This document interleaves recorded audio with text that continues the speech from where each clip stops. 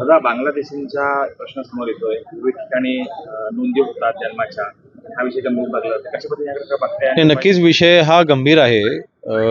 ज्यावेळेस परप्रांतीय देशामध्ये घुसखोरी करतात, आल्याच्या नंतर त्यांचा त्या देशाचा पासपोर्ट फाडून टाकून इथले नवीन डॉक्युमेंट बनवण्याकरता ते प्रयत्नामध्ये असतात. त्यावेळेला ते खोटे डॉक्युमेंट सादर करतात, काही फेक डॉक्युमेंट सादर करतात आणि भारताचा एक म्हणजे हळूहळू रॅशन कार्ड, त्यानंतर मग हळूहळू ड्रायव्हिंग लायसन्स, त्यानंतर मग आधार कार्ड, अशा पद्धतीने ते टप्प्याटप्प्याने जातात.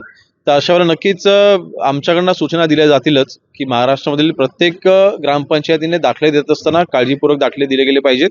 त्याची नाहीतर अर्थातच जे दाखले देतील त्यांना जबाबदार त्याच्यामध्ये धरलं जाऊ शकतं.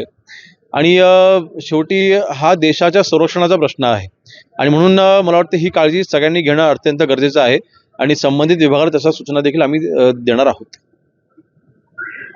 दादा, लाडक्या बहिणीचा प्रश्न आहे. विरोधक म्हणतात की या संदर्भामध्ये जे पहिले लाभार्थी आहेत त्यांना देखील गृहीत धरलं जावं आणि नवीनांना पुन्हा आणि लाभ द्यावा.